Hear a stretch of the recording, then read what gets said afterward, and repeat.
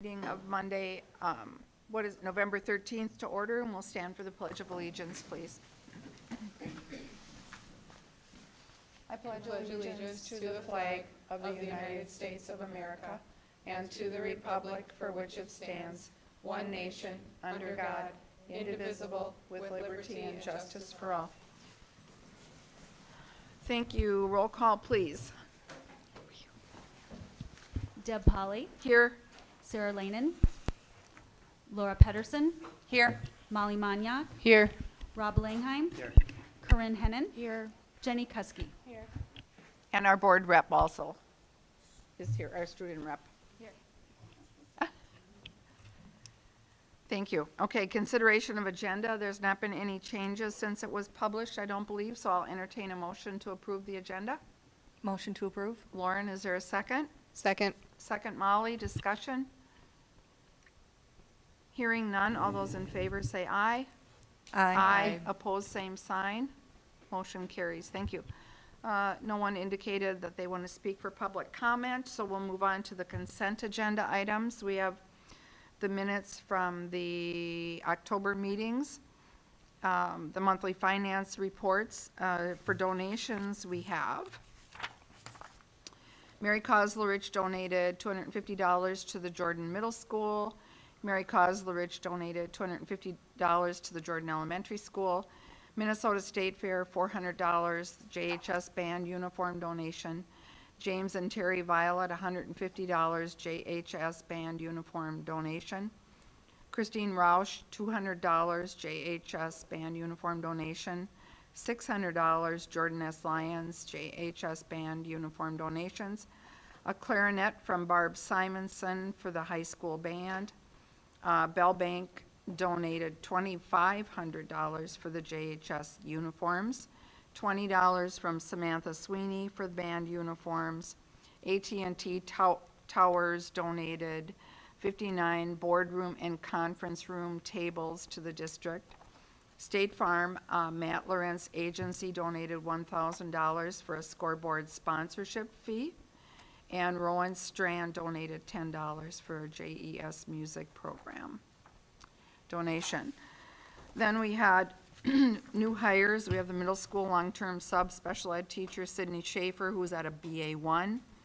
New hire elementary school special ed paraprofessional Marlene Conyers, grade 2, step 3.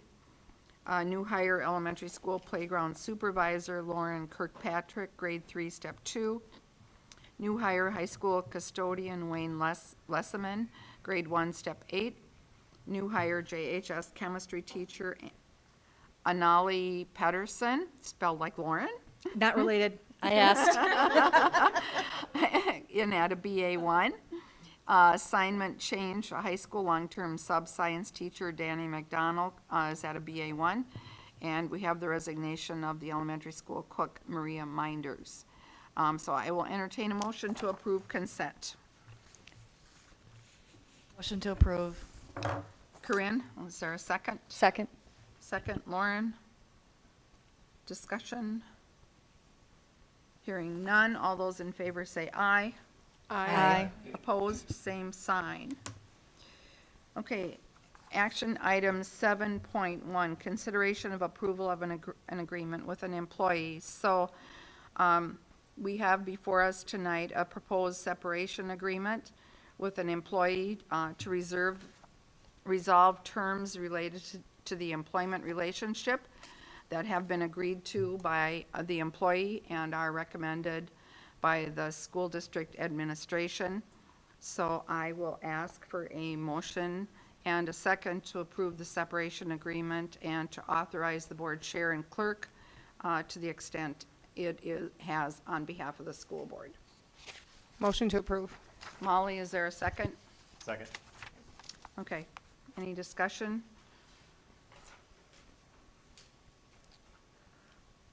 Okay, so all those in favor of approving the separation agreement signify by saying aye. Aye. Opposed? Motion carries. Thank you. Okay, world's best workforce. Dr. Yamelin.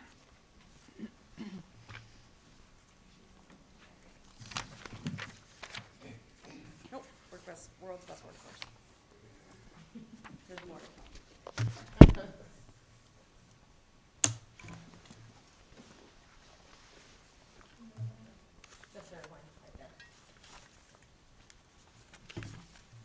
All right, so this is our World's Best Workforce Plan for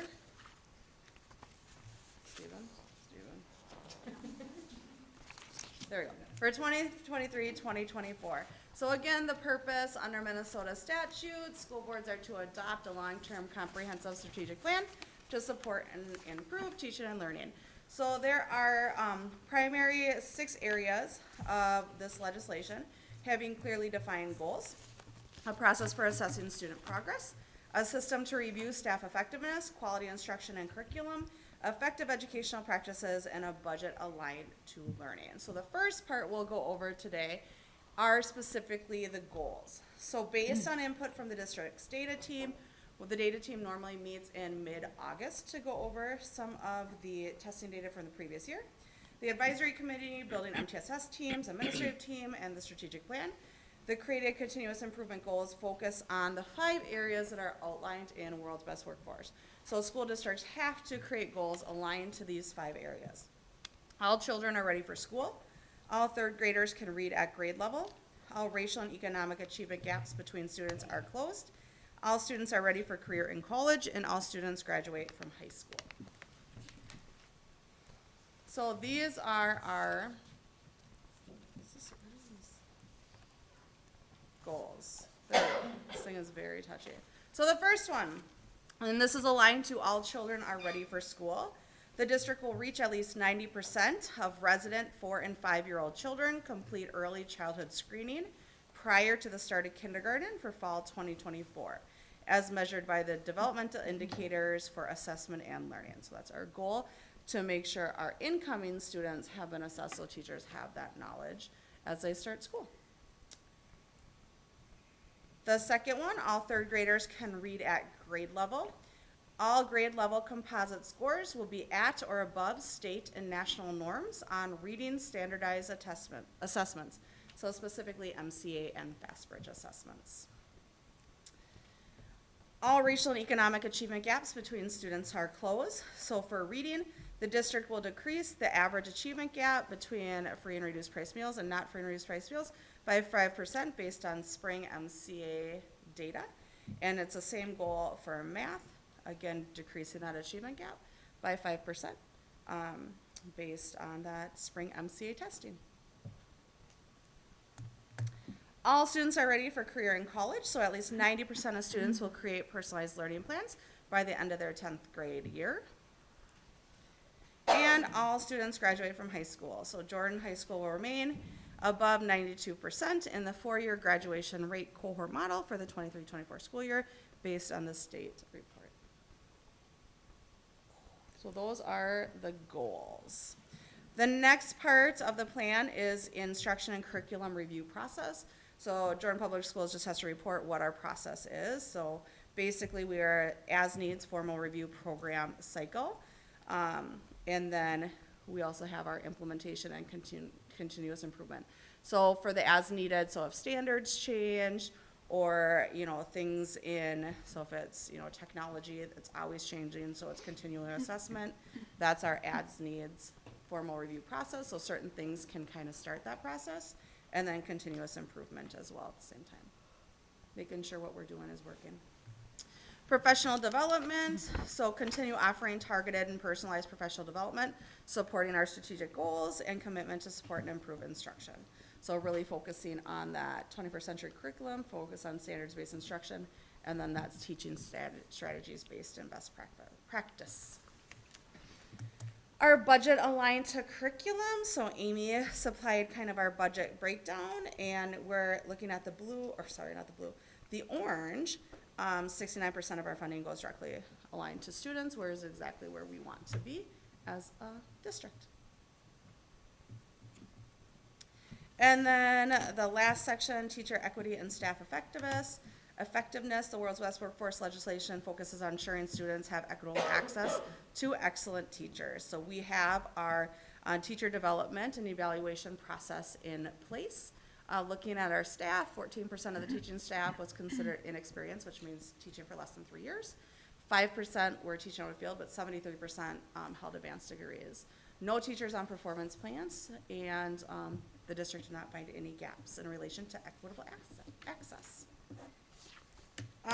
Again, to continue on, we do have our teacher development and evaluation process that includes a formal review process, an informal review process, peer review process to make sure we're keeping quality instruction for all of our students. And then lastly, this was presented on Monday, October 16th to our district advisory committee for feedback before the final draft was in place, which is part of the legislation as well. So it's a very quick overview of World's Best Workforce. Any questions or comments? I just want to add that at not this district advisory meeting tonight, but at our October one, we did go through this with the whole district advisory committee in great detail. Yep. I was gonna so- ask that question, so thanks. Yeah, Yep. yep. How they, how they're involved in it, in that whole process. Yep, and just being transparent, like this is what we report on, like our goals can't just be anything, they're aligned to that legislation, all the pieces of World's Best Workforce where we report and why. Yep. So just out of curiosity, because I know that this kind of comes from the state. Let's say we get 80% of the goal, we don't hit our goals. Or we knock it out of the park and we exceed significantly. Does anything happen regarding our district in either of those two scenarios? At the state level, no. We look at it at the district level. Okay. So we're looking at specifically our goals and specifically where did we fall short, why did we fall short, or where did we exceed, what did we do that exceeds, so we can make sure we continue that programming. So specifically at the building level, at the data retreat, internally, we definitely look at those. At the state, I've never received feedback regarding Okay. anything with World's Best Workforce. So it's essentially a way for the state to make sure that we're staying in compliance. Yeah. Okay. Yep. Yep. Internally, I mean, every year, we go through this and look at it. It's nice looking at all the specific areas. Are we still where we want to be? So it's a nice internal refresh, but at the state level, no, I haven't seen Got it. feedback. Perfect. Thank you. Yeah. Any other questions? Is there anything we do, like on the goals, it talks about third graders can read and then we jump to sophomores? Is there any sort of goal in between? Middle school does not. So there's So nothing from the state? we make internal goals. Sure. So internally at the data retreat, the buildings set their internal goals.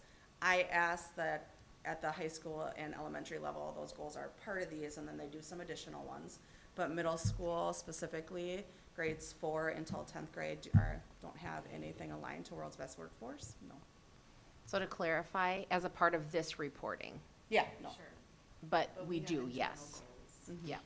And I believe that those target years of third grade and 10th grade well, third grade for sure, are set by legislation. Yep, that's part of Readwell, Of which may or may Readwell. not change depending on READ Act. Right. But very good observation, and it's good to know that internally we're setting goals and, Yeah, it seems like a Doing- big gap. yes. Yeah, Yep. Agree. Any other questions? All right. yeah, good. So, is this an action item that we have to approve this at this meeting? Is that what I'm hearing? No? Yes? So districts handle it 2 different ways. We can approve it, essentially just saying that we've seen the Okay. report. Okay. And there's no problem with doing that. We're not required to, but there's no problem with approving the report as presented. Okay, I'll leave it at the discretion of the board if you want to just accept it as is, and, okay. Sounds good. Thank you. Thank you, thank you. Next up, achievement integration. That might be you too. Could just all the stay. annual reports tonight. All right, so achievement and integration, this is again a 3-year plan cycle. So we are in year 1 of our plan that was just put in place March 15th of last year. So achievement integration, the purpose is a program to pursue racial and economic integration, increase student achievement, create equitable educational opportunities, and reduce academic disparities based on students' diverse racial, ethnic, and economic backgrounds in Minnesota public schools. So this is additional funding that we receive specifically connected to achievement and integration.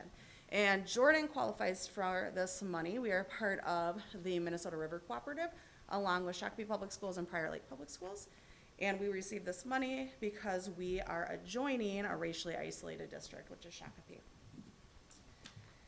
So some of the goals outlined in achievement integration are also aligned with World's Best Workforce as well. So we report a progress kind of together.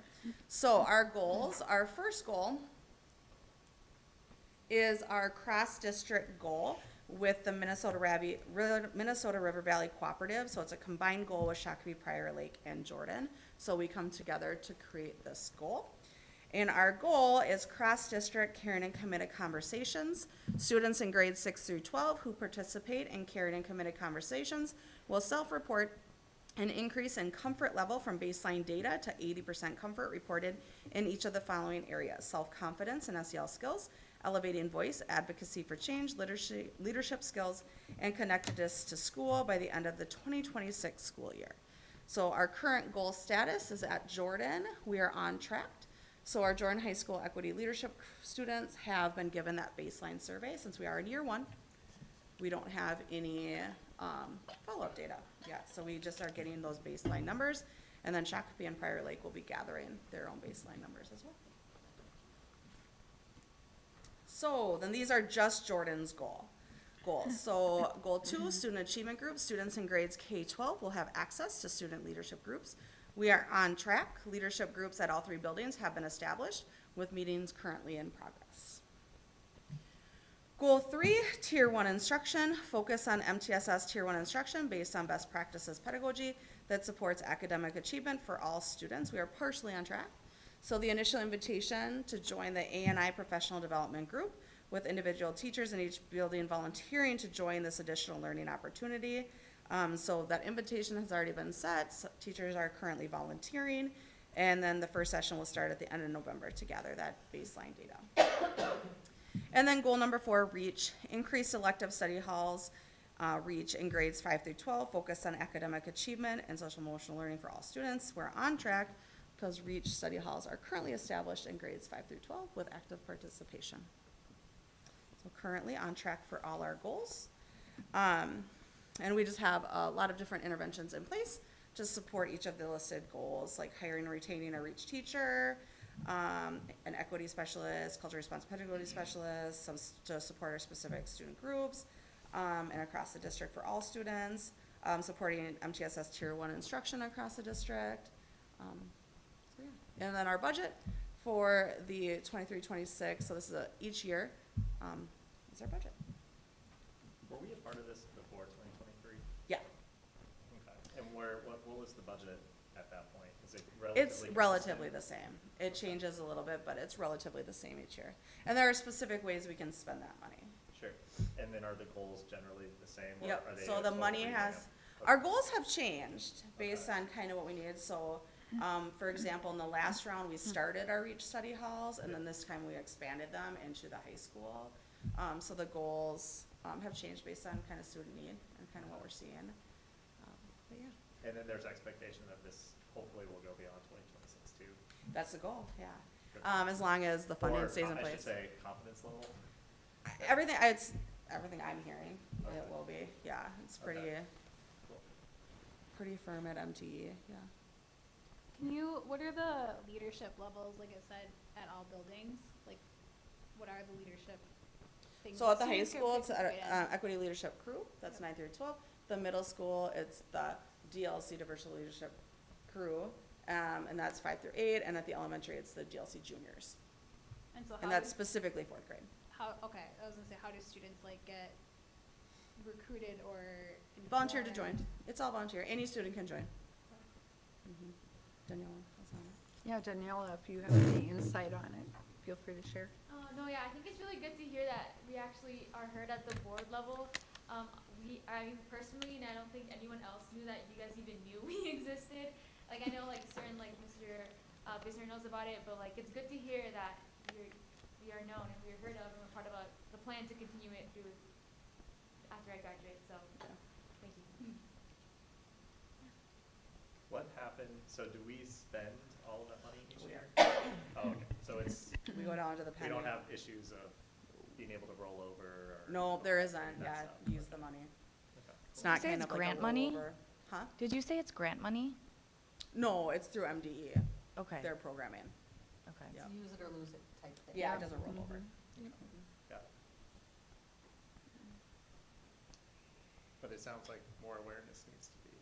Yeah, I think, it would be better for like the students to know that we're actually being heard, cause one thing is like attending to these conversations, we had one this month at, Prior Lake, and it would be a lot more beneficial if students knew that we knew about them, cause it makes people feel more empowered when they're speaking about the things that we talk about in these meetings. If you want to attend, you can. I know Deb has been at some, Renee has been at some. Yeah, I remember sending you guys an email for like last year's, I'm pretty sure, but I understand you guys have like busy schedules, but we'll be having one this month, I'm not sure when, but I'll email you guys. Yeah. The earlier you can email, the better. Yes. Any other questions? Thank you. Okay, work-based learning. Mr. Visman? This one I'm really excited about. We had this, talked about this tonight at, Yeah, so yeah, we just talked about this today at District Advisory Committee. So this is just a new program that we're looking to bring to Jordan Public Schools, specifically at the high school. So work-based learning is, according to Minnesota Department of Education, work-based learning is a structured educational program which provides students with instruction both at the school and at an employer work site. Work-based learning experiences help students see the connection between the classroom and potential future careers, and these experiences assist students in becoming career and college ready. So yeah, students are able to connect that classroom learning in the real world, but the best part is they still get the support of our Jordan teachers to kind of help them in that transition. And this course would be a part of our Summit Academy, as Summit Academy really focuses on bringing classroom life to the world outside of the classroom. So work-based learning, it's just a component of career and technical education, which has been a continual goal at Jordan to continually offer these CTE offerings. And anything CTE just integrates that academic knowledge with technical, occupational skills to provide that pathway for our post-secondary education and careers. And that's what work-based learning does. So in general, work-based learning will replace work release, which is not a CTE offering. So, And work release is not a credit-bearing class? No. Whereas this would be. yep. Yeah. So this is the specific course that Jordan will offer. It's just called Work-Based Learning Diversified. So in this program, students participate in both a career course and at least 40 hours of paid or unpaid work experience under the supervision of a licensed work-based learning coordinator. So that's specifically the course that we're looking at offering in Jordan. And just benefits, students gain improved academic achievement, realize the impact of education on future endeavors, explore career options, increase self-confidence, acquire real-world workplace experience and work readiness skills, and connect with adult role models. And again, the piece that's really important is all while being supported by a Jordan teacher and programming. So when you say license-based or licensed work-based learning coordinator, licensed meaning that they've kind of embedded and approved through this program, or licensed like specific kind of licenses? So that through are out MDE or PELSB, Minnesota licensing. there? Yep. Oh, okay, so it's an MBE. So, Okay. yep, it's an actual licensure. So last year I got my work-based learning license, so I finished that in the spring of 2023, so I could start building this program. And then, currently Mr. Sand is working on finishing that licensure. He'll be done midwinter, so that he could be the licensed program coordinator from that. So you do have to be licensed through the state in order to offer the programming. Got it. So, and this was something nobody was licensed, so I just quickly got it, and then Ozzy was interested in it, so we could build a program. And then are there professionals that are kind of workforce that then could kind of report up to you and then provide offerings, or do either you or Ozzy have to be the ones that are We're providing teaching it. that? Yep, Okay. Ozzy will teach the course, yeah. Okay, got it. Yep, so I'll kind of just help and oversee where needed, but, Mr. Stan will be the teacher. Cool. So like the work-based part of it, how does that work? Oh, just stay tuned. Next slide. I'm just gonna use Rob as an example. Yep, so this is what our courses will look like. So in the MDE, you know, definitely it lays out how this has to look. So there's the career seminar course. So this career seminar course, this is the work-based learning program, must include at least one credit-bearing career seminar course, which provides instruction in career exploration, work readiness skills, safety, employment laws, leadership development, all of it. And so that's what Mr. Sand would be teaching. And in order to be eligible to take the work experience course, you have to take the career seminar first or simultaneously.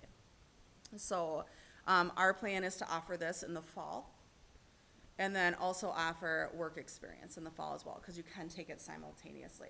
So the work experience course is the course where they'd be in the work in, go out and work.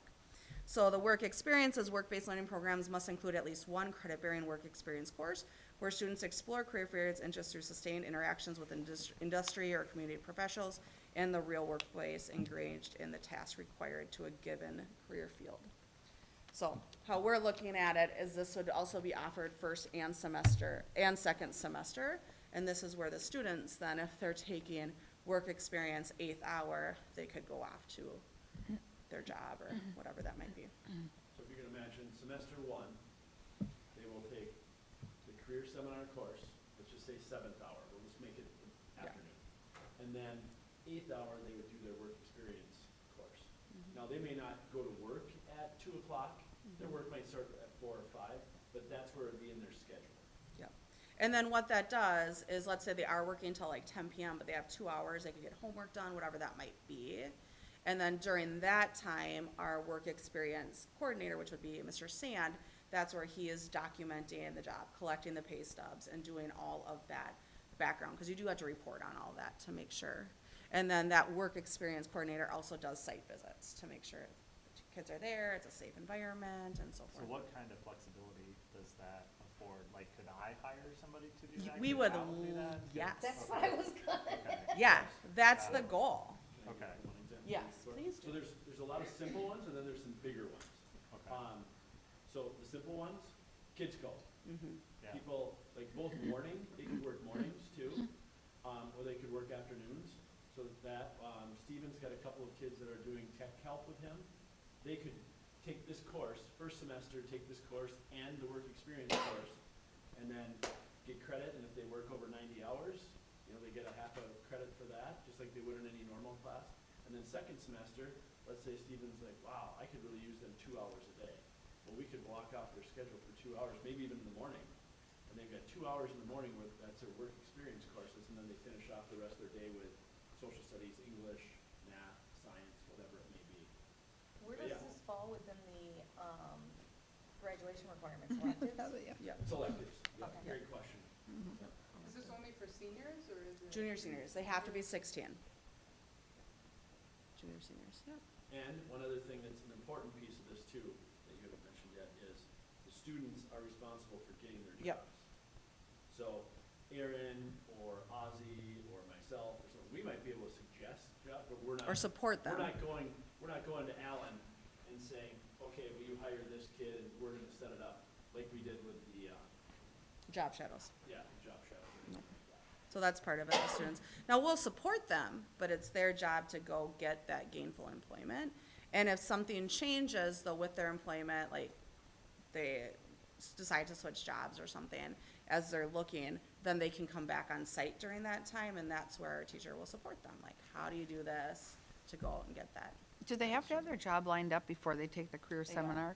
No. Okay, so they So that's could learn also part of it. skills in there as far as interviewing and stuff like that. Yep, so some Also. kids will come to us already with their job lined up, they're good to go. Other kids will take that course, and that course helps prepare them for the work experience. Yep. So that first semester, they won't necessarily, that fall of 2024 next year, they won't necessarily have to take both those classes. they could just take the career seminar. Yep. But you just have to take that first or simultaneous. So how are they, is that like the 90 hours, they get half a credit, is that per like semester? Yep. Okay, and if they're not working, cause they're like maybe in between jobs and they're on site, like in school, does that count towards that, or does it have to be like actual documented? Has to be pay stub? actual documentation. Okay, so if they don't meet that, then they won't get the credit? Yep. Okay. And if they exceed, if they exceed more than, what was the one credit thing? Can they Yep, exceed- it's just one credit. Okay, so that's the most they can get? Yep. Okay. And that's also outlined in MDE's CT programming. And then this, I won't go through everything here, but there are just some recommended practices for as we are working through this. So Mr. Sand and I have been working with South Central Cooperative, who is our co-op, but then they have work-based learning programs already in place that we've been working with, and just looking at some of those best practices. So for example, limit each work experience course to a maximum of 15 students, because part of that coordinator's job will be going out to the sites to make sure our students are there, they're safe, all of those things. So kind of limit that. It's usually best practice to try to put the work experience courses at the end of the day, if not maybe in the morning. Some just different things with scheduling, and how to do industry partner support and kind of all of that. Same on the student end. Well, just some best practices allow for students to get out again at that last hour to get to the jobs and so forth. So yeah. Can anybody take the class? Was that? Can anybody take the class? Yes. Grade 11 and 12. Yeah. Yeah. 16 to 18. Yeah. So if you have more than 15, will there be like a application process, or like how will you? We'll look at it with scheduling. So that's the piece we won't know until kind of scheduling comes into place. Also looking at Mr. Sand's schedule, what the capacity is there. It could be adding another hour of work experience in his schedule. Otherwise, we'll go seniors get first dibs and then juniors, yep. Yeah. And that's kind of our timeline. So today we did 4 and 5. So we talked about this at, I forgot to update the name, but talked about this at District Advisory today, and they had some really positive feedback for the program. And then today, presenting here. So we'll look at registration coming up and then start of this fall. But yes, if we would love if you want to employ our students. And I honestly hadn't noticed that you said it doesn't have to be paid, kids want to do Yeah. internships too, so. Yeah. Yeah. So maybe there'll be even some other people in the district or whatever that. Are there any jobs that are off limits? Yeah, so it has to be a safe environment, so it's OSHA guidelines, things like that for a 16-year-old. So any place that a 16 or 17-year-old are allowed to work, that's the requirements. And then once they're 18, it opens up a little bit more. Got it. So we couldn't have a 16-year-old working at Chart Welding Yeah. or at Sure. Scott. Heavy Welding, something equipment. like that. We could have them doing like other jobs, but not operating. Yeah, so those, and that's part of the coordinator's job, to make sure that our students are in an environment that works. Because a lot of the licensure, so last year when I took the licensure, a lot of it was learning all the workforce laws that are out there, the legislation with those laws, the history of the laws, and why they're there. That's a big part of that licensing, Right. to make sure that we, What a cool idea. yeah, it'll be exciting. I think it'll be interesting to see who signs up for it Mhm. too. Like, Yeah. what students will sign up for it. We were saying earlier today, I would guess, and I don't know what you think, Daniela, but I would say about 40 to 60% of our students have some kind of job already. To get a credit You know. for that job. Yeah. No, yeah, I agree. Like a lot of my friends are like, oh, like I have to go work after school, and like you said, like if their job doesn't start at 2, they have those 2 hours to like get like stuff done before they go to work. That's a really good idea. Yeah, and we're looking at it, with our health careers course, a lot of our students will go over to Oak Terrace. Now they can get credits for that. So they could take health career, work experience, go right into working at Oak Terrace or wherever and get credit on top of what they're doing with health career. So it really builds just on our Summit Academy programming nicely. So theoretically, you could, your fall semester of junior year, kind of take the intro, and in parallel, take kind of the Mhm. work that you already are doing, see that through all the way to junior year, senior year. Yep. So you could theoretically have 4 credits when it's all said Yep. and done. Yeah, Okay. yep. Yeah, and students really, you look at it, and I think we all think about the afternoon for that end, but I think progress too. Last time I talked to Jen over there, she said, we need about 4 to 6. I said, how many kids do you need? And she said, about 4 to 6. That's how many more, like, young employees they could use, huh? And I'm guessing that some of those hours could be 6 to 8 or 8 to 10 or whatever, so we can build into their schedule depending on what other classes they want, but they potentially could be morning work experience their senior year after they've already taken the class.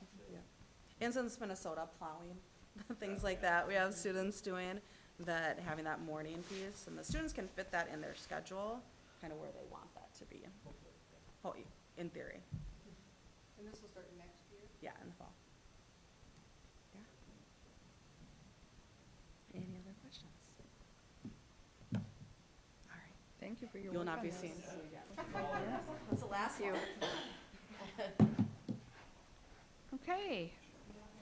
APAC, American Indian Education Aid Application. Chad and Mr. Hodak? Yeah, good evening. So you have access to our aid application, so every year for the last 7 to 8 years, I think we've been doing this.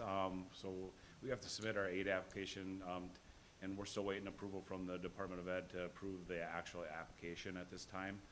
But this year we have a budget about $55,500 that are directly geared towards our identified American Indian students. And so every year we have to complete the aid application. It really gears towards college readiness, post-secondary, academic support for students. It also helps us bring cultural heritage into the schools, and also provide students with opportunities to learn more about their culture. So I'm gonna have Mr. Hodak, who's our APAC chairperson, address the board and just kind of talk about what we've been doing and things that we are going to be doing this coming school year. Hi, thanks for having me tonight. So yeah, as part of the board, just wanted to kind of go over a few things that we've done over the past year and some things that are in the plan that I think you guys have a copy of as well for this coming year. So one thing, we kind of changed the APAC coordinator to go 0.1 time as far as full-time, kind of in with, wasn't it? Okay, thought that's what I had. Oh, okay, I was like, oh, yeah, I thought that's what I, good. But yes, to have that and with her in the school, being able to go to all 3 of the buildings. Also, I guess on a monthly basis, it is myself, Ann Hegel, Jess Henches, Jeff Visner, Chad, Renee, Deb Pauley, Sarah Miller, kind of meet just to kind of see where we're at. A lot of the things that we're helping fund and set up are student projects. So at the elementary, there's a lot of making different cultural projects and stuff like that.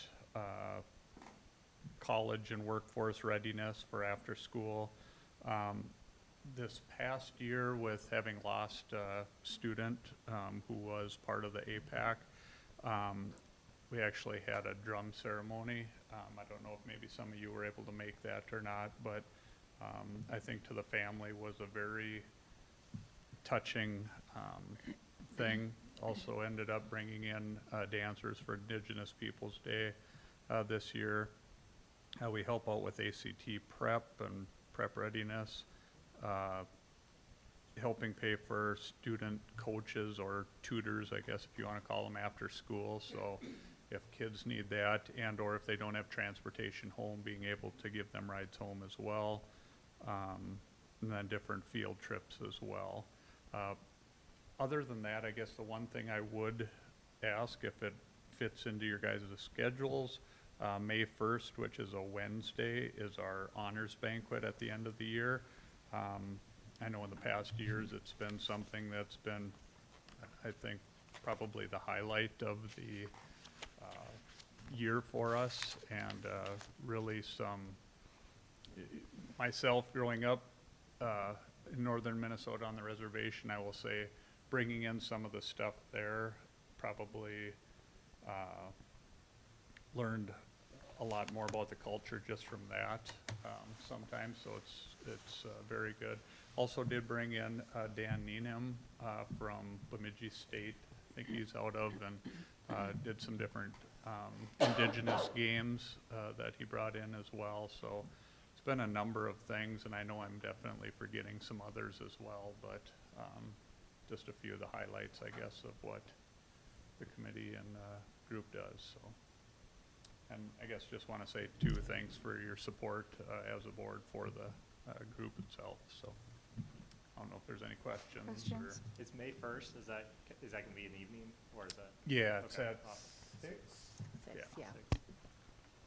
Yep, and it'll be in the middle school cafeteria area and stuff there, so, yep.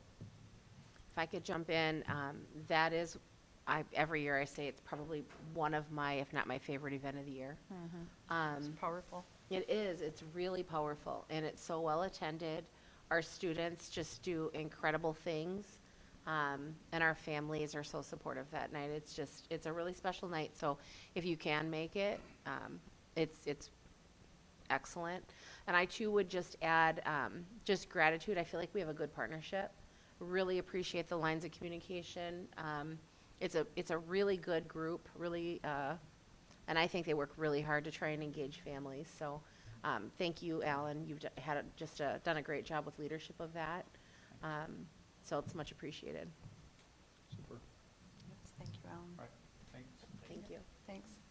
Any questions for me regarding our aid application or any of the activities that we are currently providing for our American Indian students? All right.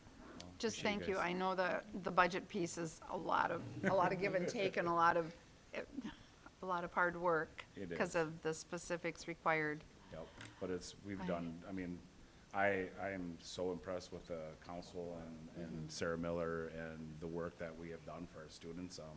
We are leaps and bounds above a lot of districts in Yes, our area yeah. of what we provide for American Indian Yeah. students, so. Yeah, one other thing that you do offer is tutoring for Yep. for Yes, schools, after-school tutoring. for That's already students that started. are Mhm. needing extra help. Yep, absolutely. So, Oh. yep, there's a lot of work and it takes a lot of people, to make this successful. And everyone does jump in when we need them, so, yep. Thank you. Good.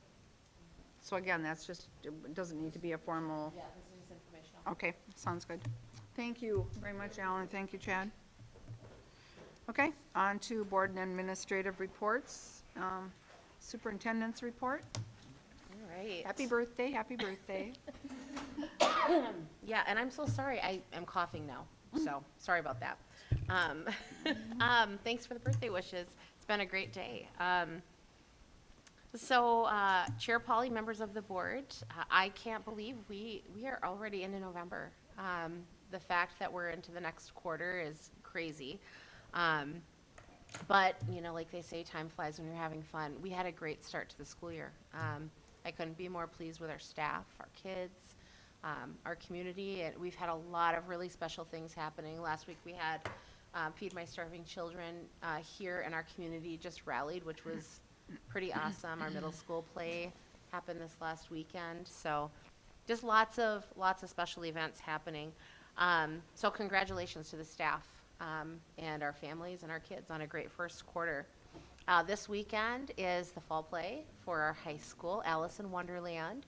I think there's a preview night Thursday night, excuse me.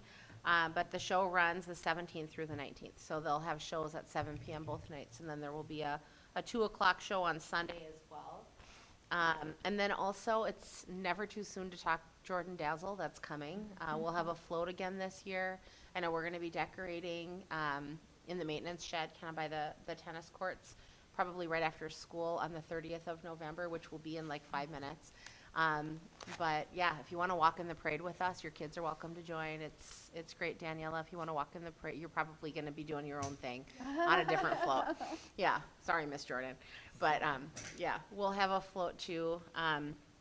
So just kind of keep that in mind. It's a good time. And I know, Corinne, you walked with us this summer with the kids too. So this one, they'll get to be all lit up if they want to. So it's even more fun. Speaking of winter, I did put a note in there about planning for winter weather. If you think way, way back to last year, we had like 6 weather events that were pretty significant.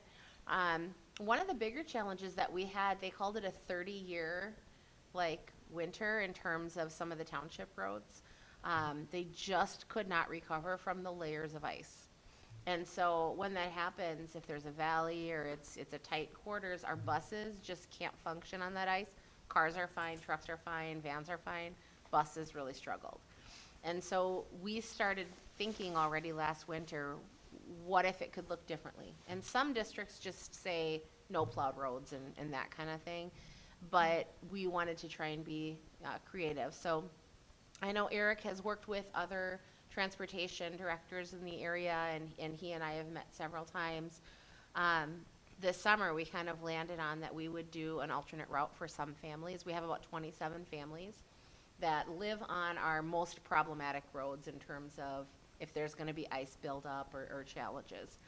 So we started kind of putting that together and what that would look like this summer. It's been on our website since the start of school year, but Eric has personally called all those families. Great support for that. So this year new for some of those families, 27 to be exact, if we have a day where it's really fine everywhere else, the roads are drivable, it's safe to have school, but those problematic spots are our struggle, we would have a rural route emergency. And so what that would mean is they would get a communication from the school district saying, go to your alternate pickup spot. And there's a designated communication and spot for those families. So rather than cancel school for, you know, those 27 pickup spots, we'd be able to hold school. So something that we're going to try this year, get feedback from families, but the initial communication with those families was overwhelmingly positive. So it's new, so I wanted to make sure that you guys knew. And honestly, if it doesn't snow the whole year except for before a special holiday, I'm good. But we'll see.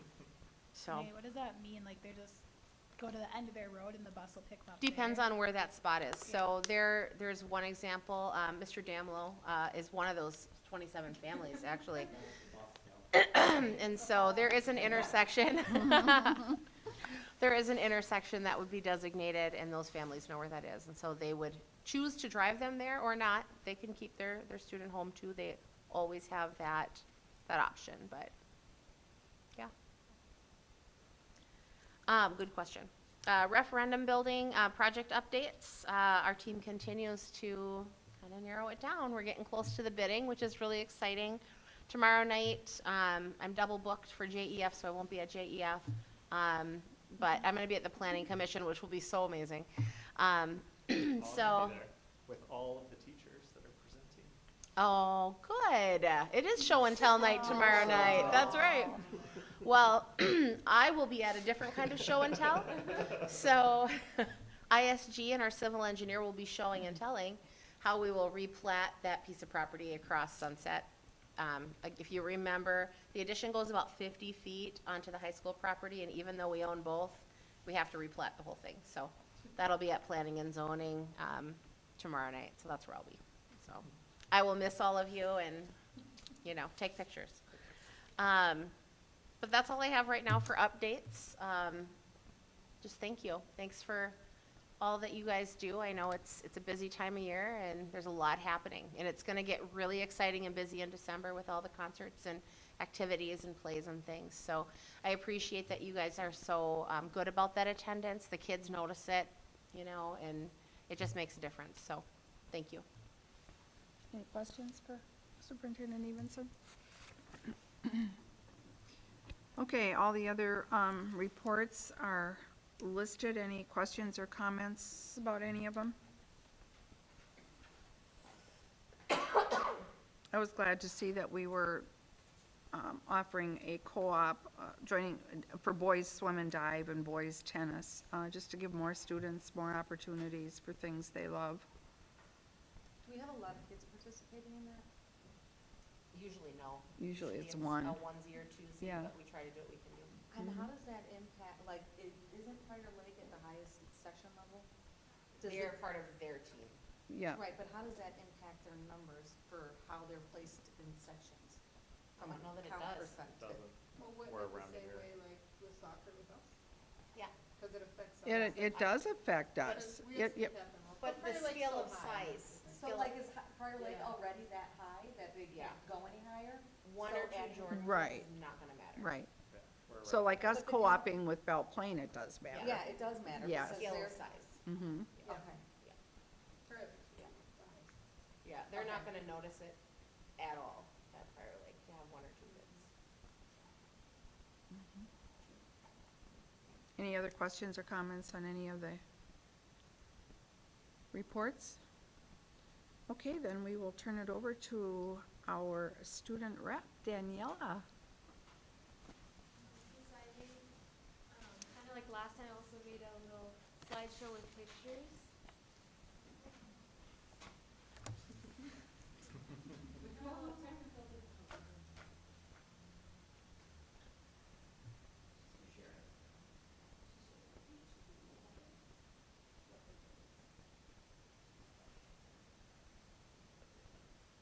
Okay, so earlier during the month of October, I got an invitation from the Shakopee School District that they were hosting a student school board development event that was open to all student school board members around Minnesota. It was on October 24th, and I got the opportunity to go to the Shakopee High School, and I got this little like folder thing with like stuff that they gave me, so I'll like pass it on so you guys can look at it. I'm sure you guys have all seen the high school from the outside. I've seen it from the outside, but I've never actually been like inside of it. And like, let me tell you, like that school, like just the entrance is the entire sides of our school. Like, Yeah, it's I big. was so surprised when I walked in that school. And so like, obviously I was like, well, like what's this tour gonna be like? Cause like, it's huge. And then yeah, like while I was walking in, I was welcomed by Mike Reedman, the superintendent of Shakopee, and Christy Pedersen, a school board member, and like they were all very nice to me and like made sure I got to the right room because it's a big school. So as I walked in, they had us complete some welcome questions. They had like a little poster with like all the countries and their like place to stick where you're born. And then they, on a post-it note, they said to write all the languages you spoke, and I put both. After then introducing the event, like I said, we were sent off to a tour with the student ambassadors from each academy, which brings me back to one of the biggest shocks of the entire day. So they kind of talked about it too, having like work-based learning, and Ms. Kuski can also testify for this. But like the academies of Shakopee are like the best thing ever. They have arts and communication, business and entrepreneurship, engineering and manufacturing, health science, human services, science and technology, freshman academy for the freshmen, and like kind of like what they were saying, like it's experience-based learning. So like let's say since I would like to be like a teacher, I would do like human services, so I would be in the human services academy, and it like really helps students learn what they need to learn and actually be invested in their learning, which at the end of the day makes the going to school so much fun for everybody. And yeah, like going around my tour, like I really saw a lot of student involvement. They have like in the pictures that are going, like they have like Shakopee Student News Club, the Magic Gathering Club, HOSA, Astrology, Tarot, Astronomy Club, Film Club, and like my favorite one, Snacks and Studies. I feel like we should have that one. Like all these clubs are just so amazing. Like I was so surprised when I was walking around because they also talked about it like after, but like having an activity for each student is very important, and I can see that they prioritize that at their school. And then also while I was walking around, I had like class description posters. That one, I thought it was like so cool because like this could also be used here in the middle school for like the 8th graders when they're wondering what classes and electives to take. We could create those posters, and then like kind of what Miss Yamlin introduced the new course. Like that would be very good if we had these things, and they were just like posted around the school. And like at least for me, like especially with my art credits, I was like, well, I'll just take any random. Ended up in a 2D drawing class, and I'm not a good like sketcher, so it was super bad. But having these things for our students would obviously make them want to take classes that they're more invested in, not just choosing whatever looks good on their rubric. And then, yeah, like I said, they had a lot of posters and flyers. And then another thing that I really liked is that how students in the Science and Technologies Academies have posters about their inventions all around the school, and like they showcase what they're learning about. So it not only looks good on them, the teacher in the class, but whenever we have visitors from other schools or even families visiting our schools, like having these projects on display for them to see is very good for all sides. And then, yeah, like I said, the activity for all students. And then when we came back from our tour, we had the Braver Angel speaker, William Doherty. He spoke on the rise of polarization over the 35 years. And we like had a whole conversation. And we talked about some things that get polarized in the school system and in just society in general. And then some of those things were like politics, gun control, abortion laws, gender, and sexuality, the topic of immigration and racism. And then like he really made us understand that polarization has invaded like every single aspect of our life here in America. And he really made sure to like, I want to say, confront and how to move through these things that can get polarized, and which ultimately like affect the learning environment and things, how to do that. And then he also touched about the trust in social institutions like hospitals and government. And then like my biggest takeaway was towards the end of his speech when he talked about the need for more human connection in both good and bad conversations. And like he was telling us this story about like he had like a workshop and he met like I'm going to explain it really easily. He had like man A and like this guy was really hard on this side and wanted this, this, and that. And man B was like on the opposite of everything that man A said. And he told him, he's like, you know what, how about in 5 minutes, each of you guys talk about your life story. Well, ended up being that both of these guys were like tossed around in the foster care system. And man A was like, well, I can't hurt this guy if I know his heart. And so he really ended his speech on the need for more human connection. And I feel like that would be very good to implement here at Jordan, because it's true, you can't hurt someone if you know their heart. If you relate to them in a personal level, like it's very hard to like, hey, I don't agree with you with this, and that, and attack them for something that you shouldn't really attack them for. And then I also liked how he talked about having an attitude of curiosity. I actually really like when he said that, because like having the attitude of curiosity is not towards like academics, you know, just not, oh, I want to learn this and this and that, but having it like socially, you know, like wanting to learn more about a person, wanting to be more culturally aware, which ultimately helps us all. And then after that, we had lunch. You know, I feel like you guys always know, like, I love talking about food. And they gave us tomato soup, grilled cheese, and salad. And, like, even though the food was super good, the best part of the lunch was that Shakopee, they have a student culinary team that prepares, serves, and cleans up after our lunch. And I thought that was really cool. And I asked one of the people there, like, well, what is this for? They're like, what kind is that? Human services. So it like teaches them obviously how to have like professionalism when like serving people, and like and which side to like pour the water, and like it's very good. And they said that they're even requested like a lot. Like it's hard to keep them in school. So I was like, that's pretty impressive. And then after lunch, we had a student-led conversation, and then we were asked about to answer the question, what would a school board member be, and what school board representative student should be. And then they were both pretty similar when they talked about what they should be. I lost my spot real quick. Yeah, and then being able to understand both sides of everything, you know, as a student and as you guys, actual board members. When I first started coming, I was like, ooh, like I've held these mentalities, but now I understand like your guys' perspective and why you guys do these things. So I think it's important for even like the regular student body to know that you guys know things, this is why. So I think when they said that, it was really good that they said that. And then one of the people that talked, they also said having a passion for your chair. It's not just coming here each month saying what you got to say, but actually wanting to do something, wanting to create change and bring awareness that not only affects you, but affects like everyone in the district. And then one of the things that actually like the biggest takeaways from these student conversations is different ways that student reps receive information from the student body.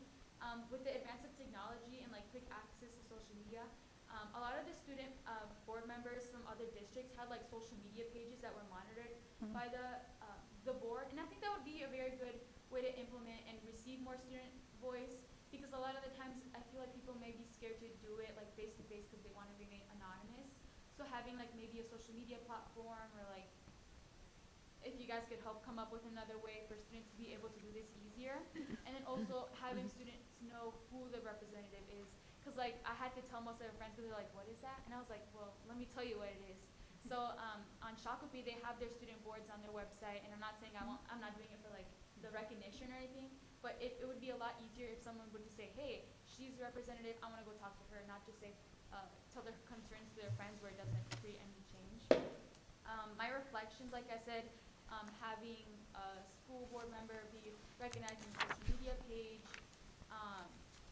and yeah, just really good. And I think it would really be nice to have our work displayed, having the class description posters, and then having an activity for each student. I know the student council, I'm part of the student council.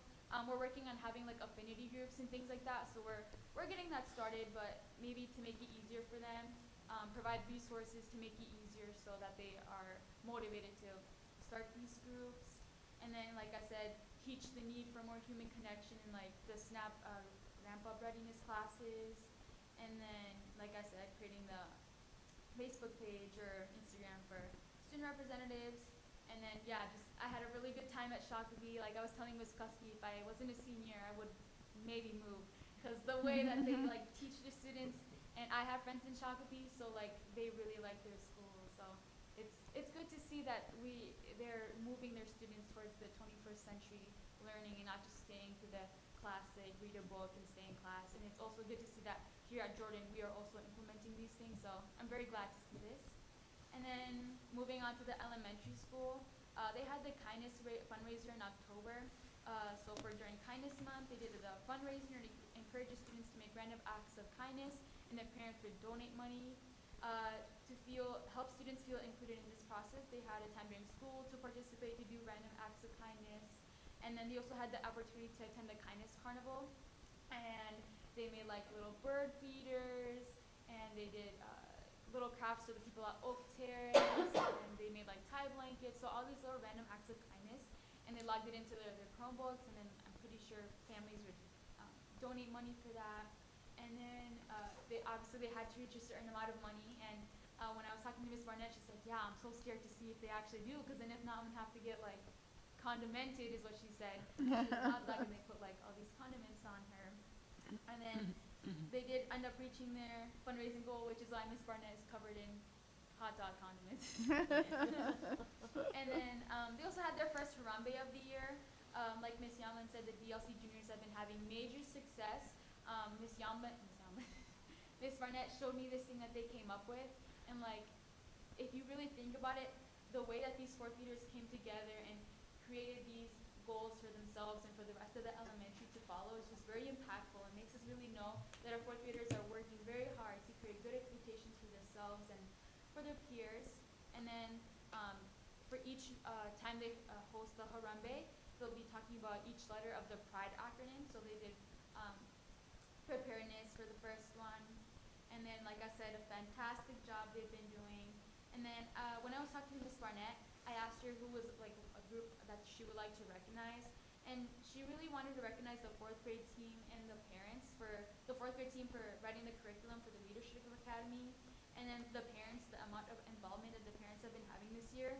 And like willing to call and email with any questions or concerns. And like chaperoning, volunteering in the classrooms, she said has really had a big impact for her students this month.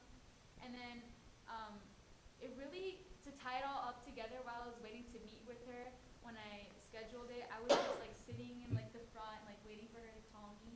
And like I saw a group of kids like respectfully, like nicely walking to their music class. And like I remember when I was younger, like I feel like if I were left alone to walk, I would like run. So like seeing these kids actually like follow the rules when no one's watching really instills how the elementary team is doing a very good job at teaching these students integrity and like to do the right thing when no one's watching. And then it's funny how like I saw that even before we met, and she talked about that while we were meeting. And then at the middle school, like you said, the play, it's called The Dumbest Play Ever. Looks pretty good. And then the activity night that was hosted by the JMS PTO, they had an amazing turnout, and all the kids looked like they had so much fun. And then I also asked Mr. Baker the same question. He also wanted to recognize the hard work of the teachers and staff at the middle school for helping students receive the best education that they can provide. And then over at the high school, we had Feed My Starving Children, and that had a really good turnout. I did both sessions. The first session I did with all my friends, and it was so much fun. You know, like stressing out with these bags, you know, like super fun. And then the second session, some of my friends couldn't go, so I had to be put with like other students that I wouldn't regularly talk to. And like, we were stuck there for 2 hours, so like we talked to these kids, and well, now I'm friends with like 7 freshmen, which is super good. And like, in my opinion, Mr. Visner talked about it this morning. We should look for more ways to implement more activities for students to volunteer, because it brings it brings a different side out of students that you don't regularly see in the classroom, and like it obviously creates more connection, and which is ultimately good to create like a good school culture. And then one thing I do want to end off on, and you guys are like, I'm 100% ready to take you guys' questions. We had the Duck Cup people come and speak to us during the month of October. And I was really debating if I want to talk about it, because I know mental health and the talk of mental health can be like a very touchy subject. But I felt really called to speak up for the student body, and I made sure that it wasn't only just me and my friends who felt this way, but it was the majority of the student body from both the middle school, because they also have it, and the high school. And students, I'm trying to find, okay, like, the presentation is good, but most of the time the presentations can be very triggering for students, and like creates more damage than help. Like, yes, it is very important to address these matters, but there's a way to do it. For example, like last year we had a speaker, his name was Chris Heron, and we knew that he was gonna come in. We were told during SNAP, and we learned about this guy, and like one of the biggest things that me and like everyone else thought, and which made him more impactful, was that he was humanized. Like, yes, he's a very famous guy, but we got to see that even the famous people had mental health struggles and things like that. And I'm not saying that we should only bring in like famous people, because that's unrealistic, but the way we prepare students for these types of discussions, the past guy we had basically said that his mental health journey and like all of it was because of a chemical imbalance. And like, I struggled with mental health at the beginning of my high school career, and for him to say that was really like discouraging, because like obviously some students aren't gonna recognize that mental health is a real thing. So for him to say this, like, that kind of gives like leverage to the students to be like, yeah, it's just an excuse to be lazy. Like, no, it's not.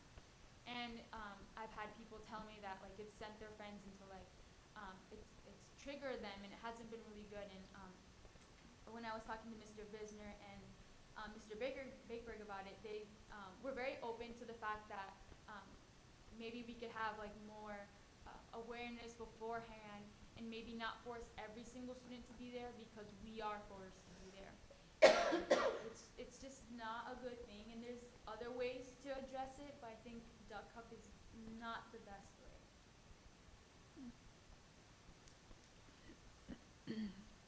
So yeah. Good feedback. Wow, very good. Questions for Daniela? Daniela, if you could advertise your role, like speak to a class or something, do you think that would be possible to like tell them what you're doing? Like if you went into like 9th grade civics or something like that to kind of create awareness? Yeah, I would. Talk to Mr. Visner about it maybe? I was just thinking that maybe that would be like, Mm-hmm. because I think you're right. I think kids don't know about this position. I think they don't watch the board meetings, and then like knowing who your rep is, and then like, hey, I can come talk to you about this issue that I. Yeah, or like, even. I'm just wondering how we get like. No, and even like having like an anonymous box. Obviously, we have to tell students to be respectful about it, and if it's something that puts a student's well-being in danger, obviously like report it. Don't put it in an anonymous box. But maybe having the opportunity for students to like write in a little note, put in the box, and I could like go through them, like ways like that would be very, very good. Mm-hmm. I do think it's important to note, first of all, thank you, very thorough report. You always do an excellent job. Very, very proud of you for that. Thank you for the honest feedback, but I also do need to say that we do also get a lot of great response with Duck Cup, and they have bent over backwards, really supporting our district with mental health opportunities for free, and making things happen for our kids too. But I do really appreciate that feedback. That's not the first time I've heard that feedback, and so I do think that the principals have talked about that and are looking at different ways. But I want to make sure to be really clear, we have a great partnership with Duck Cup, and they do a really great job. Yeah, and I'm not saying it doesn't work for anyone because it has helped. Like, I know it helps people because I've talked to people who it's helped with. But we also have to address the fact that being forced to be there is not the safest option for students, and providing the support after they're triggered doesn't really make sense. Like, if a student knows they're going to be triggered going into it, why are they forced to sit through it, which is my biggest concern. And like, I talked to Mr. Visner and Mr. Bakeberg about it, and like having a separate room for those people, and maybe providing a mental health talk, but not as intense as the speaker, because like I said, it's very important to still address these things. Yes, and as principals, they heard that, and that's their role, Yes. to work on that. I'm Yeah. very appreciative of it too. They Yeah. were very open to the discussion. Yep. Any other questions or comments for Daniela? I really appreciate the feedback you gave about the Shakopee School District, because when you were talking about the signs that they put up to outline the classes, and Jeff was talking about the new CTE class that they're having, I was sitting here thinking, how are all of, okay, I was kind of being a little selfish. How's my junior going to find out about this class? You know what I mean? I was like, how are the kids, because they're, I mean, going through and reading that book can be overwhelming when you're registering for classes. Where can you get a quick snapshot of, hey, this is the class and this is how you can, so when you had that, I was like, oh, that's a really good idea, so, thank you. No, yeah, and after the conference, I went to go look for Miss Kuski because I wanted to talk to her. And like, I was kind of scared to go back and take these pictures, and I'm like, oh, I'm gonna get lost. But yeah, she helped me out around the school. And it was also hailing too, so it's crazy. Yeah, I did get hail damage, by the way, from that incident. Like, it was like golf ball size. No, I think I think that's really good feedback. Good to hear. Great. Good. Thank you very much. Great report, Daniela. On to committee reports calendar. We met and we're meeting again. There's not, I mean, a whole lot to really say about it. Yeah, Finalized yet. I think I'd just add, we're looking at second year of the adjusted calendar, and the buildings are working out just kind of what they want conferences to look like. And even tonight at District Advisory Committee, we talked to some parents to get some good input and feedback on that as well. But our goal is to have at the December 8th board meeting a calendar for you to approve. We can do it in January. We like to do it in December. Because a lot of families get together over the holidays and are kind of talking about their year and trips and different things. So the goal is to have that for approval December 8th. Great, thank you. City school? Lauren? were you I there? haven't been to a city school meeting in a long time. We met October 23rd, I think it was, down at City Hall. And it was a very good meeting. Yeah. Yeah, we talked about, I gave them an update parallel to what you had last meeting as a board. And we talked about just continued work together in partnerships and communication for families. You know, as they are looking for feedback from the community on the Sunset Drive project and grant applications, that's a big deal.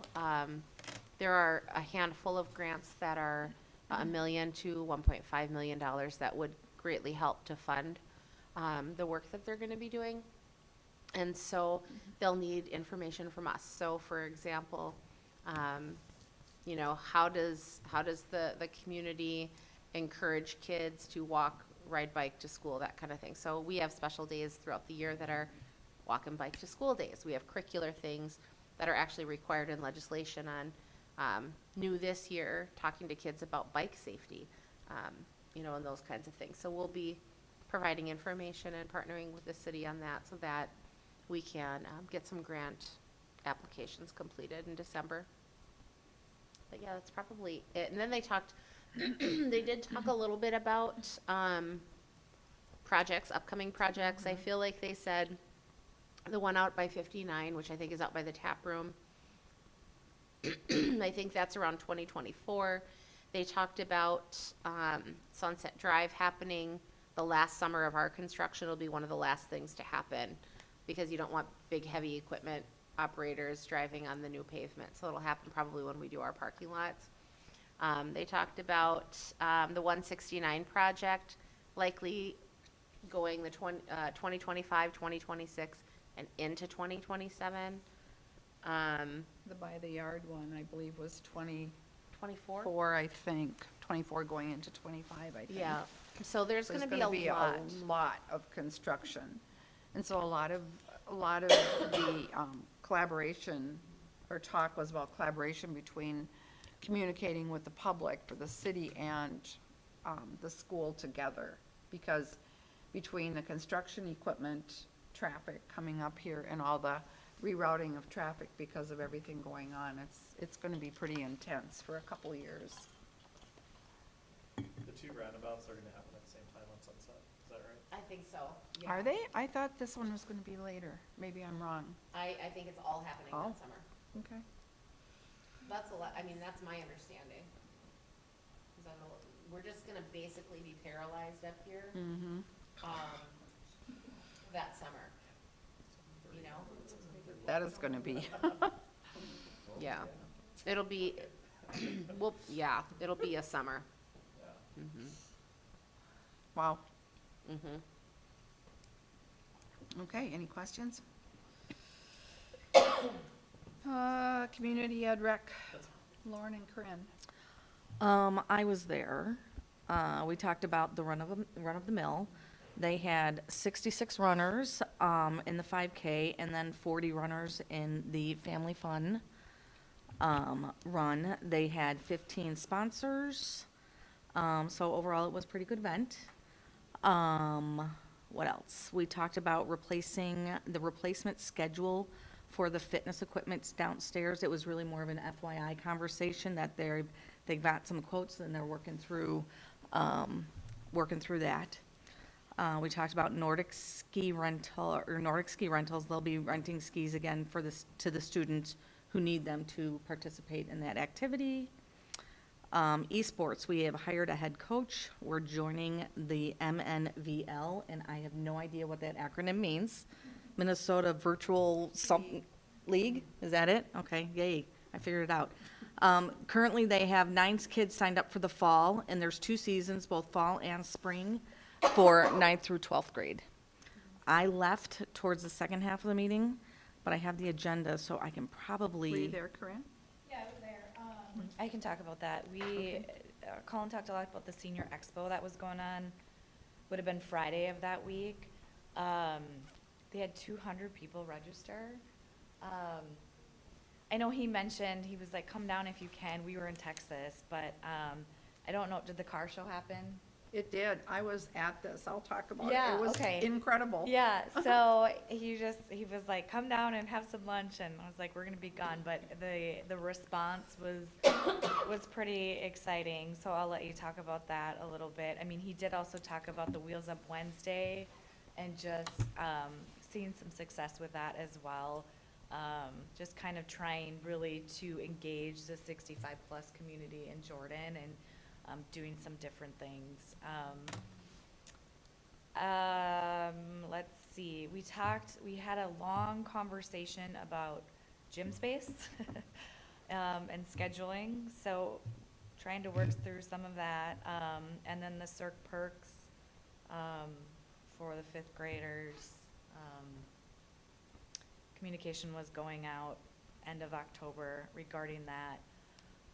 And then Celebrate Jordan April 14th. So we'll have that week before, after spring break, we'll have a break so that hopefully we'll have a little more attendance of people coming. But, so yeah, if you have more to share on did you actually get to attend? I did, yeah. Okay. Several of my tenants did, so I went with them, so. Okay. But backtracking, the gym space issue, Yeah.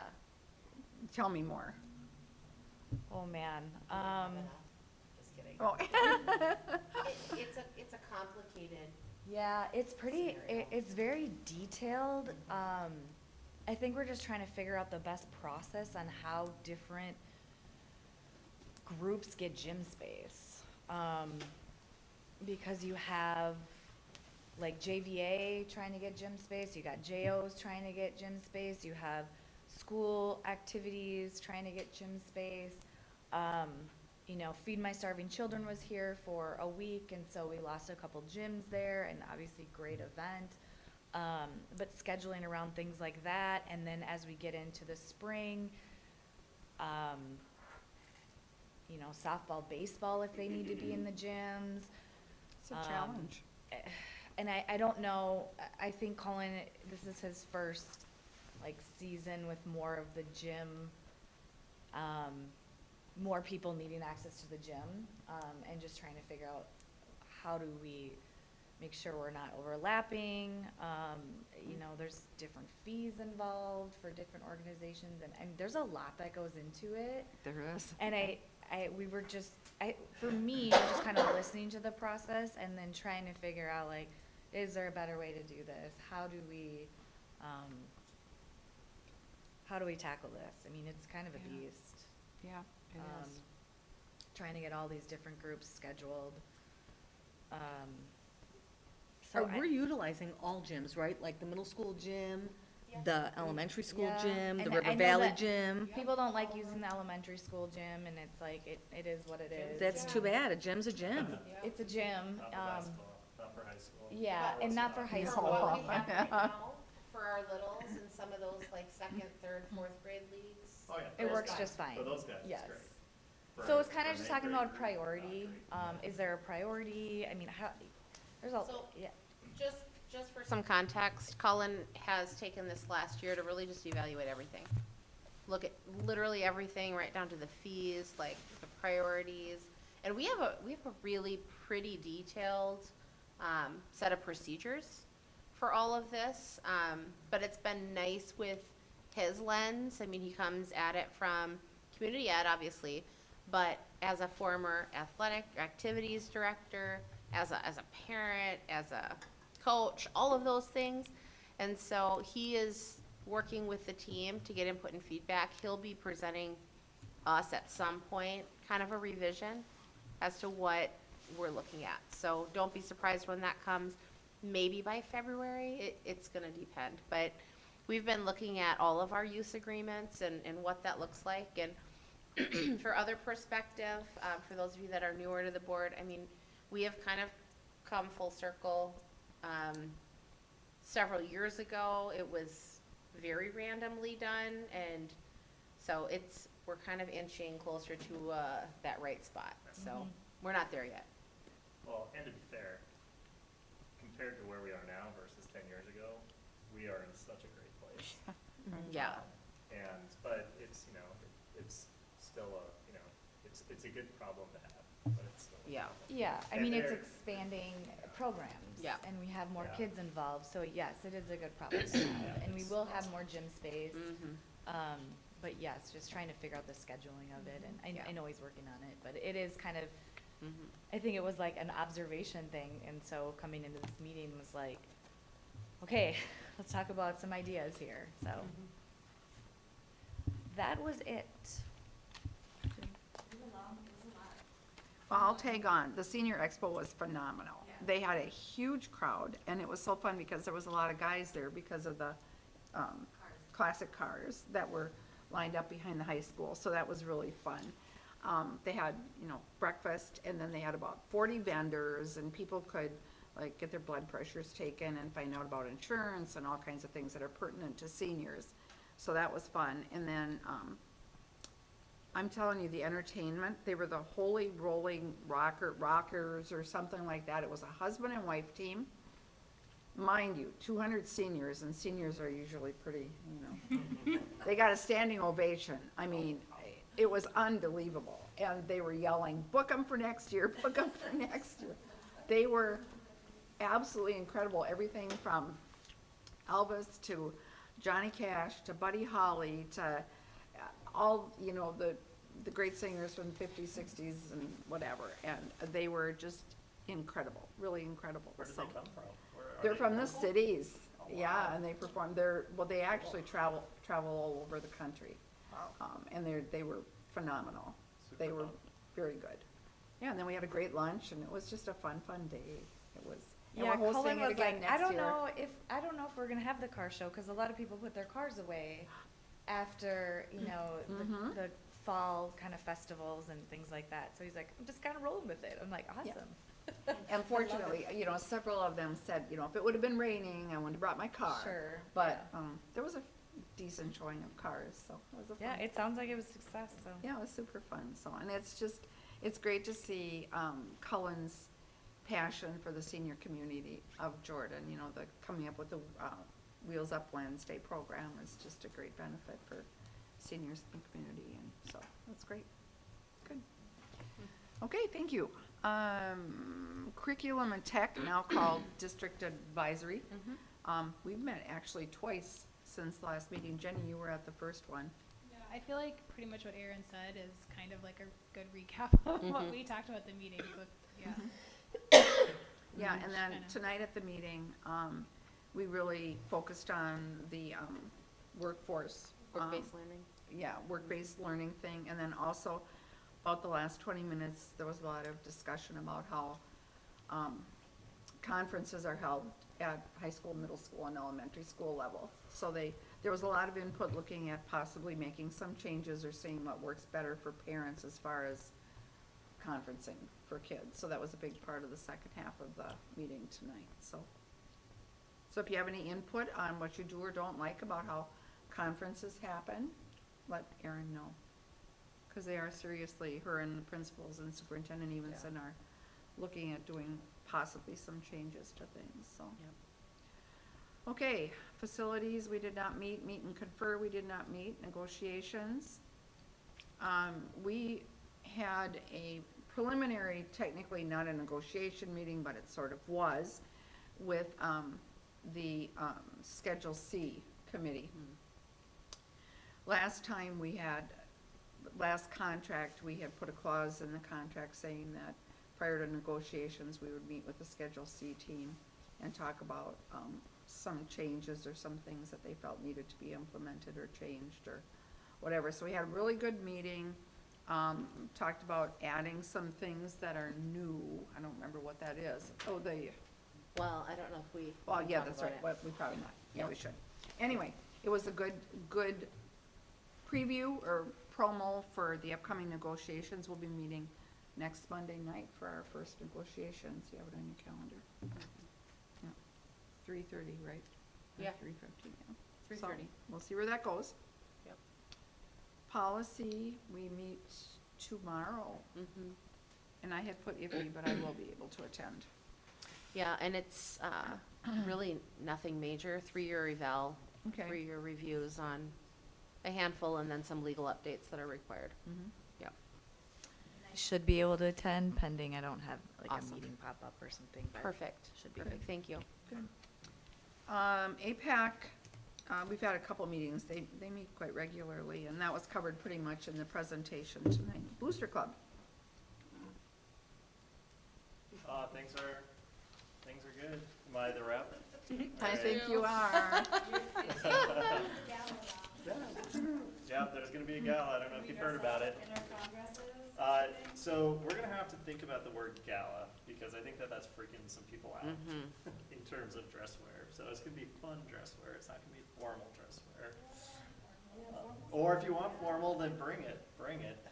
We just want you there. We want you there. We want you ready to have a good time. We want you to be able to check out all the cool, different extracurricular activities that the district provides, as well as all the cool things that Jordan Education Foundation is doing. We want you to be big-hearted. We want you to be generous. We want those $1, $5, $10 bills flying, and it's all gonna be going to a good cause. So, I know in all seriousness, we have kind of a gala, committee that's really working hard to get kind of the logistics set up. And kudos, to all of them, because it takes a ton of work, for, kind of a 4-hour kind of event. So, props to them, but yeah, everything's kind of on schedule. It's gonna be in kind of the early kind of February timeframe, and hopefully kind of perfect timing for us just to, kind of wanna escape and do something fun on a weekend. Yeah, it's gonna be good. Early February. I love that time of year. February Help me 3rd. help me out, people. Third, something on Second? it, so it must be. Second or Whatever the fourth or Whatever that oh, something. it's that Saturday Saturday is. Yeah. Whatever that Saturday of the is. and it's at JBA the golf tournament. course. I love that it's in February. Third. There's nothing to do February in 3rd. February. Yeah. It's Yeah. great. Yeah, so hopefully it'll be very positive. We're also kind of in the works of kind of getting ready for, the, obviously kind of supporting, the kind of winter, activities that are starting to come online. Big kind of shout out, I think that there was a kind of a splash of all the corporate sponsors that had participated this year, and so we kind of did a bunch of kind of appreciation for them, so thank you to all of you. And then, we're gonna, for our next school board meeting, kind of during the whole kind of donation thing, there's gonna be a donation with a lot of zeros, to the school, so, be ready for that, so that'll be good. When's Frosty? Isn't that usually in February? What's that? When's Frosty. Frosty? Yeah, it's usually in February, but, yeah, I forgot to add this too. The student council is also proposing a City Hawkins dance December 9th, so be ready for that report too. Good. Anything else on Booster? I do appreciate the booster replacing senior banners that were stolen. Yep. Oh, Aw. I do Yeah, appreciate absolutely. that very much so. yeah, and also, just kind of a shout out to, everyone who's kind of a part of kind of that volunteer group. So Booster Club, just again, kind of so everybody knows, I think all of you know, because I think I say this every time for the report, it's basically made up of families and friends of the district. Everything is 100% volunteer based. Full commitment to promoting extracurricular activities for the district. It is not just sports. So it does include all of the sports, but it's also band, choir, and all the other kind of activities that you're doing kind of outside the classroom to kind of promote kind of engagement and purpose and meeting people and community and all that stuff. And we have three main kind of fundraisers. So there's obviously the corporate sponsors are awesome. Those are all the businesses that support financially. We have different kind of fundraising activities. We did the Strive for, as an example, Wolf Motors, shout out to them this past Saturday. And so we had an opportunity to get about $6,000 for people that would just kind of go and drive a car. Super easy fundraiser. That's supporting our girls golf and cross country. There's kind of a schedule in terms of kind of where those dollars kind of go based on that fundraiser.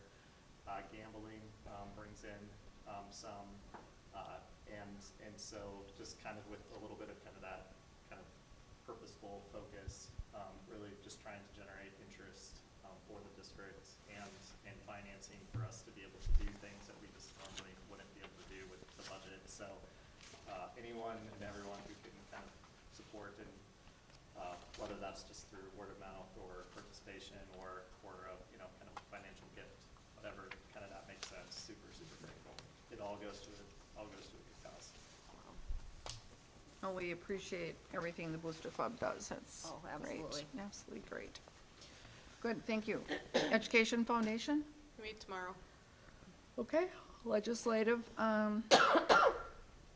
Lauren and I will be doing pre-delegate assembly stuff this week and then building up to December 3rd and 4th delegate assembly. So we'll be working on the MSBA resolutions, their pink sheets, which is their platform that they go to the legislature with and lobby for. So MSHSL, fall tournaments, time, gearing up for winter sports. Scale, I think you meet next Friday. We meet this Friday, I think. This Friday, the 17th. This Friday? Yep. Yep, mhm. I cannot go this Friday. I have a doctor's appointment. I'll be that I there. cannot miss. Okay, SEAC, I don't think you've met, Yeah, they Oh, did. you did. Yep. So they had updates in early learning services. Jenna Wendorf was just talking about the new hires, and the program for the referendum and changes that are going to be happening in the ELS. They did talk about increasing activities through community ed for students that are on IEPs. So they want to maybe do like an open gym, movie days to get those students and parents together to meet each other. Also providing information on families about different leagues that are out there, like the Miracle Leagues, for other Jordan families that may not know about it. The parents actually really felt that Peach Jar is really effective in communicating to the families in Jordan, so they really liked that. And they also discussed introducing music therapy as a type of support for students, either whether that's through the school or community education. Chad also shared with the parents, the new hires, the long-term subs. Parents talked about the teacher conferences, and they also want to get to meet paraprofessionals that are going to be working with their students and not just necessarily just the teachers. So Chad will have that discussion with the principals and look at how that can be an option for future.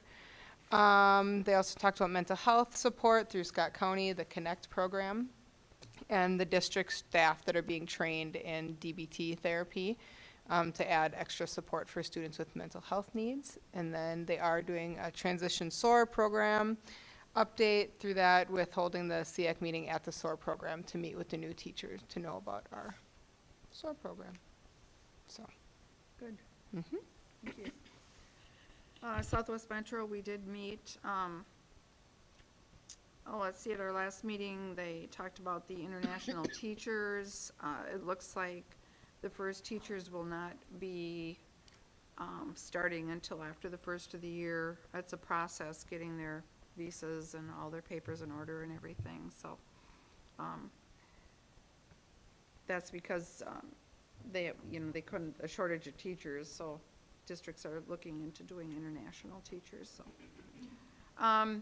Their apprenticeship program, which is kind of a try to grow your teacher process, is all set and ready to go to Pellsby, so that'll be a work in progress. We did have our final contract negotiations last Wednesday, and we have a tentative agreement with the teachers, and they will be going out for a vote, and then it will come back before the board, so we'll see how that goes. At our meeting, the Elevate, which is the online program, gave a very detailed presentation. That program is growing. They have 290 students. They're up to 290 students. I'm not real sure how many from Jordan are Not that many. going. I mean, So- I feel like every year the number starts at one place and it grows, but it's not. Mm-hmm. Other than that, that's about it for Southwest Metro. So, we will go around and do district reports. Jenny, how about if we start with you? Oh, sure.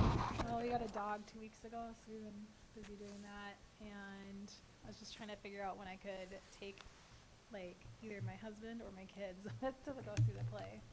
Just want to try to figure that out. I don't know. Otherwise, just been busy doing kid activities and conferences, and the book fair is always a success at elementary conferences. I don't know. That's about it for us. Great, thank you. Corinne? If you mean you spend a lot of money at the book fair. Well, they were also out. Franklin really wanted this like paintable Minecraft thing, and our conferences were later, and they were out of it. But Mr. Sarah's, I have to give him a shout out. He like sent the link to try to find it online, but it wasn't there. But anyways, but yeah, he also tried to drop a pretty penny there. Let's see. Over MEA, we headed to Texas. We have family there, so we were down there for 5 days. And in the past, we've gone Thanksgiving. Like we've either gone over Christmas break or Thanksgiving. And yeah, MEA is way nicer in Texas. It's like 85, 90 degrees. In December, it's like 50. So we're like, maybe we should do this more often at the MEA break. So. Overall, just was able to go to kind of some year-end fall sports events. Did feed my starving children with my girls last week. They loved it. They were begging to do it again. So that was fun. I've started my home DIY projects now that we're creeping into winter. So hopefully I get through this. If I can get done this winter, I'll be done. So that'll be nice. And yeah, looking forward to the winter concerts. My girls are already singing their songs that they're singing in the concert, so it'll be fun to get out there and see everything in December. So that's about it for us. Great, thank you. Rob? All right, well, first and foremost, happy shout out for 39th birthday. Yeah. So, Yeah, I'll do that math. so, or the anniversary of the 39th birthday. There it a couple is, of times. the 10th anniversary. But yeah, no, I mean, things are busy. It's been fun. I mean, yeah, Feed My Servants Early Learning was awesome. We got a new dog 2 weeks ago too, totally unexpected, but Lorenzo is awesome. The fall sports banquets are great, so had a chance to attend the cross country one. That's great. I know football is tonight, so hopefully those guys are having a good time.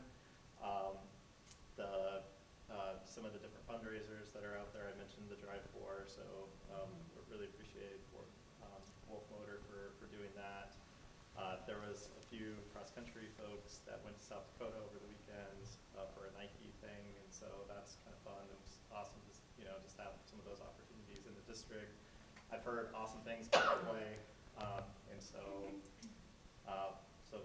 from that perspective, I know that some of the winter sports are starting kind of to get the engines going kind of this week, so it's kind of fun to get a little bit of that new rhythm kind of going, and just kind of a lot of focus kind of in the classroom, kind of getting ready to wind out the fall semester. So all been good, busy but good. These weeks are going by with. They are. Way too quick. Molly? I'm trying to think of what hasn't been talked about. My senior decided to join a new sport for his senior year, so Ooh, what's he doing? wrestling, Awesome. which is my favorite sport, so he's filling my love bucket. However, now I'm gonna have anxiety all winter long, it's fine. Started, JBA started up, girls basketball I think started today. It was their first day today, and boys basketball starts next week, so. Everything's going good. The Veterans Day program was awesome. Went to the one at the middle school. It's always super touching time, always brings tears to my eyes, and Peyton got a part of reading about TAPS, which was pretty special to have that, so that was pretty cool. What else is going on lately? Oh, we had the all-night grad party fundraiser on Saturday, which was really fun, good turnout. They were able to get a lot for the senior all-night grad party, so keep your eye out for some additional fundraisers that are coming up for that. So that's all for me. I'm looking forward to going to the plays. And I really don't have anything else that I've done. I'm just trying to get caught up at home and working because I've been gone for so long. Well, it's good to have you back. Yeah, I'm leaving again. Yeah, I want to thank Wolf, too, for doing the Drive One. That is a great thing for our community, so really appreciate that. And I have to say, I did the Feed My Starving Children on Saturday, and that is such an incredible opportunity it's a very moving experience. And I'm glad that they're planning on bringing it back next year. And I know that Principal Visner had a lot of questions, I guess, about the logistics of how it would work, and after seeing how it worked, he's very excited about doing it next year and maybe having the presentation done in the classrooms and, making it more easier for everybody. But I just think what a shout out to the crew of Feed My Starving Children and for all the people that participated. I worked with people from Le Sueur and New Prague and Belle Plaine. People from all over heard about it and came, so it's just a great thing. I did attend the APAC drumming memorial dedication for Ben in October, and again, that was a very moving experience just to see the support from the family that was there and the support from the other APAC members. Was very overwhelming, and just some of the things that they did, cultural things that they did in memory of Ben was pretty powerful. I too want to thank the elementary and the middle school for the Veterans Day programs. That was a tough one for me this year. And the Senior Expo and the JMS play was hilarious. It was so fun. It was really refreshing, and it was a good laugh. So that was good. Looking forward to the high school play this weekend. And then, just a reminder, did everybody sign up for their leadership stuff? So, I think I'll be going down Wednesday, staying overnight Wednesday night and Thursday night, and we'll be doing our group dinner on Thursday night 6 o'clock. at 6 o'clock at Newsroom. I think the newsroom. Newsroom, maybe, if we can get it. So hopefully you've all signed up and have blocked out for sure that Thursday and Friday morning, so. Stay healthy, Jen. Sorry, I didn't mean to. Yeah. Yeah, so unless anybody else has anything else. Oh, Daniela. Sorry. Well, with the 1st of November that happened, I finished all college apps. I'm looking maybe for Gustavus. Like, Mr. Visitor's kind of pushy on that since I want to be a teacher. And since his wife is there, he's like, Gustavus. So me and my dad might go take a trip down there next week or this week even. Tomorrow's exactly 2 weeks since the 31st, so I'm hoping to get my decision from UMB because that's my top school, but we'll see what happens.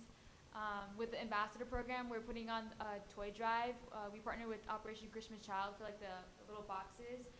We have donation bins here down at the Cirque and at the Rademachers if you can like go put in some toys, you know. School-wise, remember last time I said I finished my paper like the day before it was due, I got 1 point off, so it felt so good to see that. And yeah, I'm getting closer to finally getting to be able to go into the classrooms and with Mr. Werger's kindergarten class, so I'm like super excited for that. Every time I go into the elementary school, like people like stare at me and like Miss Yaman's daughter, she usually is in the classroom. And Miss Yaman's like, yeah, Miss Jordan sits there every day, and she said that Scarlett sits in my chair every day. So, being told that I'm a good inspiration for like younger students is always very refreshing and very motivating to make sure I make good reports and have students be heard. So, very good month for me this month. Great. Thank you. Okay,